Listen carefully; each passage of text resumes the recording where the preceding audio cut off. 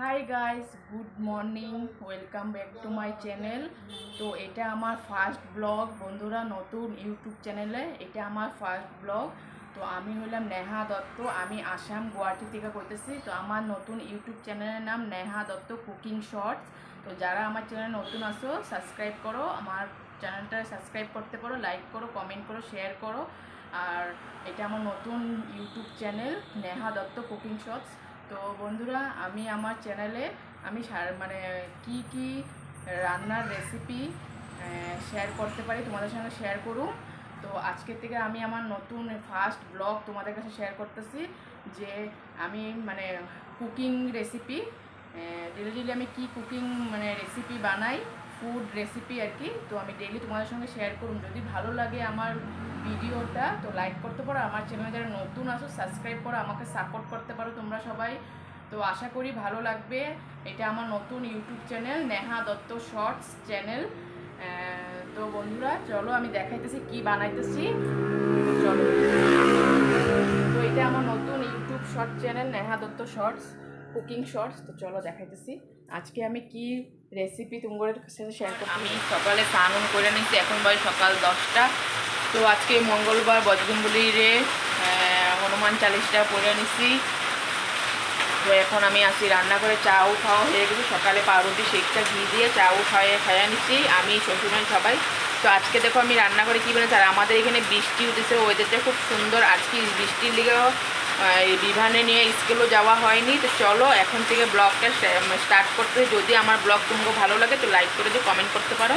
আর যারা আমার চ্যানেল নতুন আছে সাবস্ক্রাইব করে নি, সাবস্ক্রাইব করো। আশা করি ভালো লাগবো তোমাকে আমার ভিডিও। তো চলো দেখতে থাকো কী কী রান্না করি। ডাইল পেঁয়াজ সম্বাদ দিছি ডাইলে। তো ডাইলটা সম্বাদ দিয়ে দিতেছি। এই যে এক হাতে মোবাইল ধরা হয়েছে, এক হাতে সম্বাদ দিতেছি ডাইল। তো চলো আজকে ডাইল আর হলো ডিম তরকারি, বাঁধাকপি দিয়ে ইলিশ মাছের মাথা দিয়া হইব। এই যে আজকে হলো ডিম বয়েল করা হয়েছে, এখানে ডিম সিদ্ধ হয়ে গেছে, ডিমটারে ভাজ্যা নিমু, আলু দিয়া হইব। এখানে আমার হাজব্যান্ডের কুচি কুচি যে আলু দেখতেছো এটা ডিম দিয়া অমলেট দিয়া হইব। কুচি কুচি আলু দিয়া ডিম অমলেট করে তরকারি হইব, আর আমগুলো লেগে ডিম বয়েল করে তরকারি। আর এখানে হইব বাঁধাকপি। এই যে আর দেখো অমলেটগুলো যে নেওয়া হয়েছে, দুইটা ডিম দিয়ে অমলেট, দুইটা ডিম দিয়ে অমলেট। আর এখানে পেঁয়াজ সম্বাদ দেবো মাছে ডিমে। আর এখানে আজকে দেখো ইলিশ মাছের মাথা দিয়ে বাঁধাকপি করুন। তো চলো বন্ধুরা দেখো কি অবস্থা হয়ে আছে রান্না করার পর। এগুলো জায়গা ক্লিন করে মুছা নিমু। তো চলো দেখতে থাকো। এই যে ডাল সম্বার হয়ে গেছে, ইলিশ মাছের মাথাগুলো এই যে ভাজা নিমু, এখন দিয়া দিমু। তো বন্ধুরা এক হাতে মোবাইল ধরা হয়েছে, এক হাতে ভাজা হইতেছে। এই যে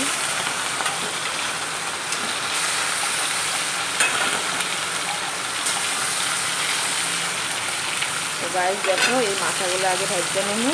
মাথাটা ভাজা নিছি। এই যে বাঁধাকপি দিয়ে হইব। এখানে তেজপাতা সম্বারে দিয়ে দিতেছি, এই যে পাঁচফোড়ন সম্বারে দিয়ে দিতেছি।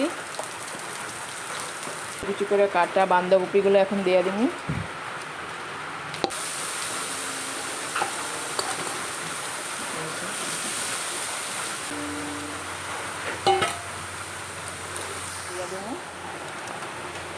এই যে মশলা দেওয়া হয়ে গেছে, কাঁচা লঙ্কা বাটা, জিরের গুঁড়া, হলুদের গুঁড়া, ধনিয়ার গুঁড়া আর স্বাদ অনুসারে এই যে লবণ দিয়ে দিচ্ছি। এখন এটারে কষানি হইব।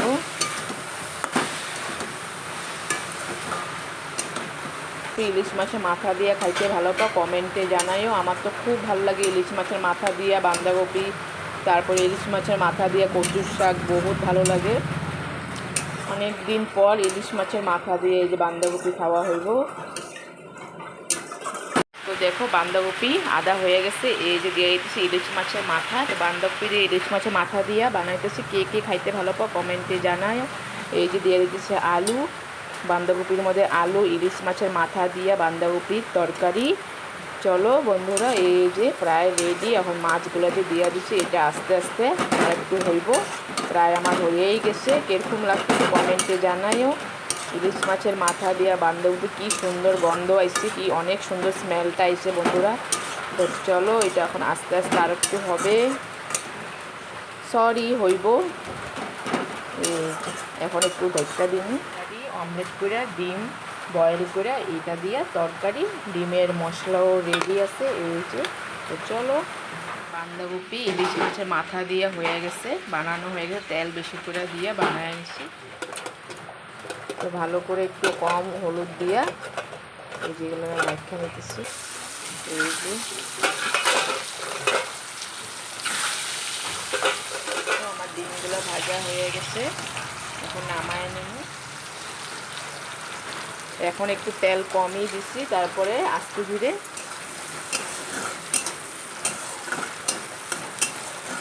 পেঁয়াজটা লাল লাল করে ভাজা হয়ে গেছে। এখন আমি এই যে আর মরিচের গুঁড়ো, হলদির গুঁড়ো দিয়ে জিরার গুঁড়ো একটু দিছি পরিমাণ। গাইস দেখো এই যে এটা এখন আস্তে আস্তে হইব, কষাইতে থাকুন, যত কষামো এত। আলু দিয়ে কষাইতেছি, লবণ দিয়ে এটাকে কষানো হইব। এই গাইস দেখো মশলা প্রায় কষানো হয়ে গেছে, আর এদিকটা পুরো মোছা হয়ে গেছে দেখো। এখন আর একটু মোছা। হাই গাইস, তো দেখো এদিকে আমার রান্না হয়েই গেছে, রান্নাটা একটু বাকি আছে। ডিম তরকারিটা হইলে আমার রান্না শেষ হয়ে যাব। তো আমি কি করছি, আগে এলো সার্ফের জল নিয়ে এসি। তো রান্নাটা আমার একটু বাকি আছে, তার দিকে আমি ওখানে আগের থেকে মুছছে নি, পরে দিয়ে রান্না শেষ করার পরে মুছতে একদম ভালো লাগে না আমার। তো আমি রান্নাটা সারতে সারতে মুছে নিই।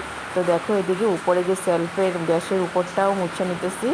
আর এগুলো মানে মশলা কষাইতে সময় তেল তেল হয়ে থাকে ইয়েটা টাইলসগুলা। তো ওই যে উপরগুলো মুছে নিচ্ছি, ভাতের ব্যাগ ও জায়গাটা মুছে ভাতের ব্যাগও রাখা হয়ে গেছে, সব কিছু জায়গা মতো রেখে দিচ্ছি। আর বন্ধুরা আমার না রান্না করার পরে রান্নাঘরের মানে উপরের সেলফটা পরিষ্কার করে না রাখলে একদম ভালো লাগে না। তো দেখো এদিকে গ্যাস উস মুছা আমার হয়ে গেছে। তো ডিম তরকারিটা নামানোর পর আরে একবার টাইনা নিব। ঠাকুরের ইয়ে পইরা প্রসাদ খাইতেছে হয়েছে, তুমি তো আর ব্রাহ্মণ না। তো গাইস দেখো এই জল দেওয়া হয়ে গেছে, জলটা ফুটবো। আর এদিকে দেখো আমার রান্নাঘর পুরো মোছা হয়ে গেছে কমপ্লিট। এই যে আরেকটা তরকারিটা হয়ে গেলে আরেকটা টান দিয়ে দেবো। তো চলো, তরকারিটা আমার হয়েই গেছে, গ্যাস গুস সব কিছু মোছা হয়ে গেছে। এখন এই যে ডিম তরকারিটা নামাইয়া তারপরে একটা টান দিয়ে দেবো, আবার পরিষ্কার করে নিতে। তরকারি হয়ে গেছে, ঝোল করা হয়েছে, এটা আমগুল দিকে। দেখো গাইস এই যে মোটা হয়ে গেছে তরকারি নামানোর পরে, এই যে দেখো মোটা হয়ে গেছে। তো এখন ব্লগটা এখানে শেষ। ঘর গুছানো হয়েছে, বিভান খেলতেছে, কি অবস্থা করছে দেখো বন্ধুরা, কি করুম কও। দেখো কি খেলতেছিল, কি অবস্থা হয়ে আসলো। এই যে গুছায়া নিচ্ছি, এই যে গুছানি আছে, বিভান খেলতেছে গাড়ি দিয়া। এই যে রুমটাও গুছায়া নিচ্ছি। তো চলো, গুছানো হয়ে গেছে, আর আমাদের ঠাকুর দেওয়া হয়ে গেছে। এখন বাজে 12টা, 11:30টার মধ্যে পূজা উজা দেওয়া হয়ে গেছে। এই যে আজকে মঙ্গলবার, বজরংবলির দিন, হনুমানজির পূজাও করা হয়েছে। গুছানোই আছে, আর ধরা হয় নাই, বিভান খালি নষ্ট করে। আর বৃষ্টির জন্য দেখো ঘরের মধ্যে কাপড় মেলা হয়েছে।